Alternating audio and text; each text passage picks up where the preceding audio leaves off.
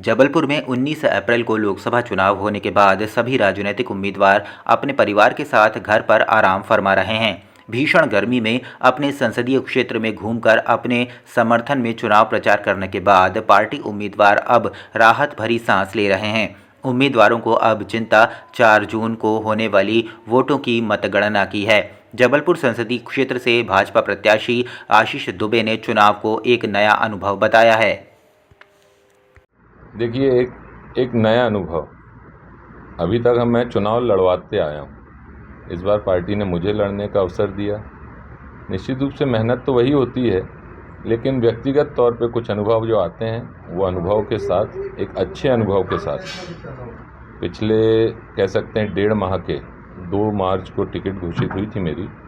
उसके बाद से लगातार क्षेत्र में जनता के कार्यकर्ताओं के बीच में रहकर एक अलग अनुभूति भी हुई है, उसका एक नया अनुभव भी है। और चुनावी अनुभव तो खैर था, लेकिन व्यक्तिगत रूप से और भी नए अनुभव आयाम उसमें जुड़े हैं। और कल निर्विघ्न चुनाव संपन्न हुए, इसके लिए मैं आप सबके माध्यम से जनता का आभार व्यक्त करता हूं, कार्यकर्ताओं का, नेतृत्व का, हमारे आप मीडिया मित्रों का, प्रशासन का, और जितने भी हमारे पारिवारिक मित्र हैं, स्नेहीजन हैं, सबका आभार भी व्यक्त करता हूँ। जबलपुर के नेताजी सुभाष चंद्र बोस मेडिकल में बारात आई है। शहर की मोक्ष संस्था ने 2 अनाथ बच्चियों की शादी कराई है। मोक्ष संस्था ने सभी के सहयोग से बेसहारा 2 बच्चियों की शादी आयोजित की है। मेडिकल में हो रही इस शादी में सैकड़ों की संख्या में बाराती पहुंचे हैं। संस्था के इस कार्य के द्वारा हर कोई दोनों अनाथ बच्चियों को अपना आशीर्वाद दे रहा है। महावीर जयंती पर लॉर्डगंज इलाके में बनाए गए एक स्वागत मंच को एक तेज कार चालक ने टक्कर मार दी। जोरदार टक्कर लगने से स्वागत मंच धराशायी हो गया। मंच धराशायी होने के बाद क्षेत्र में अफरा तफरी का माहौल बन गया। मंच गिरने के बाद कोई जनहानि नहीं हुई है। कार द्वारा टक्कर मारने के बाद कार चालक कार लेकर फरार हो गया है। घटना के बाद पुलिस मौके पर पहुंची और कार चालक के खिलाफ मामला पंजीबद्ध कराया। आप जो ये हादसा देख रहे हैं, ये ऐसे ही नहीं हुआ।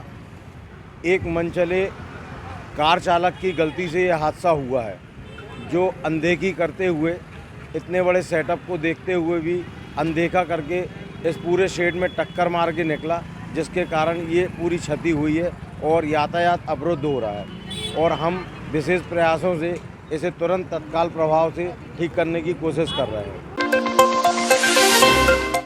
मध्य प्रदेश के जबलपुर जिले में करनपुरा गांव के पास हार्वेस्टर पुल से नीचे गिर गया। इस हादसे में 4 लोगों की दर्दनाक मौत हो गई है। एक व्यक्ति गंभीर रूप से घायल है, जिसको इलाज के लिए अस्पताल में भर्ती कराया गया है। कुंडम थाना क्षेत्र की यह घटना है। पुलिस ने हादसे की सूचना मृतकों के परिजनों को दे दी है। मध्य प्रदेश शासन की तरफ से 4-4 लाख रुपये की आर्थिक सहायता राशि स्वीकृत की गई है।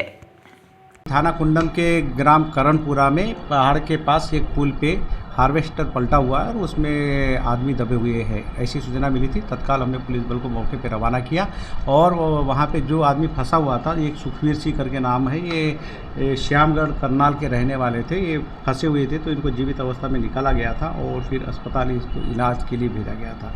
इसी हार्वेस्टर को अपन ने पलटा करके देखा तो इसमें 3 और आदमी दबे हुए थे, जिसमें एक अजय सिंह था, ये सुखवीर सिंह का बेटा था। दूसरा पप्पू सिंह था, ये भी करनाल का रहने वाला था, और एक खूब सिंह था, ये बीना का रहने वाला था। इन 3 लोगों की मृत्यु हो गई थी। सुखवीर सिंह जिसको हमने इलाज के लिए भेजा था, वो बाद में कुंडम अस्पताल से जबलपुर हॉस्पिटल के लिए रेफ़र किया गया था। बाद में पता चला कि सुखवीर सिंह की भी डेथ हो गई है। ये बहुत दुखद हादसा था और इसमें हमने तत्काल मामला पंजीबद्ध किया है और इन्वेस्टिगेशन स्टार्ट किया है। अब इसमें देखते हैं कि किस वजह से एक्सीडेंट हुआ है। इन्वेस्टिगेशन के बाद भी स्पष्ट रूप से कह पाएंगे कि घटना किन कारणों से हुई है।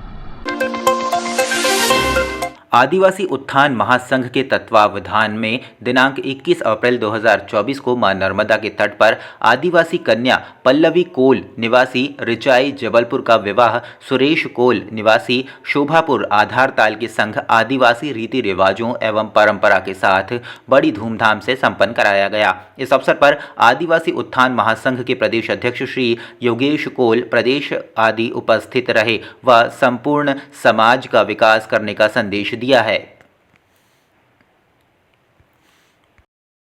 हमारे संघ के द्वारा जो गरीब बच्चियाँ हैं आदिवासी समाज की। हम उन कन्या का विवाह के लिए ये एक नई योजना के रूप में प्रस्तावित करे हैं, जिसमें हम लोग गरीब बच्चियों को विवाह करना चाहते हैं और अपने संघ का नाम आगे करना चाहते हैं। जो हम लोग अशिक्षित लोग हैं उनको हम व्यक्ति के रूप में आगे बढ़ाना चाहते हैं। जो हम लोग जितना पिछड़े वर्ग के लोग हैं उनको हम आगे लाना चाहते हैं। उसके लिए हम लोग ने हमारा संघ सब एकत्रित होकर ये एक नई समिति का निर्माण किए हैं। आदिवासी उत्थान महासंघ की ओर से मैं सब अपने आदिवासी समाज बंधु भाई लोगों को ये प्रोत्साहित करना चाहता हूँ कि आप हम लोग से जुड़ें और हमारा सहयोग करें। इसके लिए आज हम भैया और जो कन्याएं हैं जिनका विवाह हर डेट बाई डेट जो चल रही है उसके कम से कम 8 जोड़े अपनी संघ की ओर से उनका विवाह अपन कर रहे हैं। उसमें भैया हम लोग का सबका सहयोग है, आपका भी हमारा सबका। उसके लिए मैं शासन से यही प्रार्थना करता हूँ कि हमारा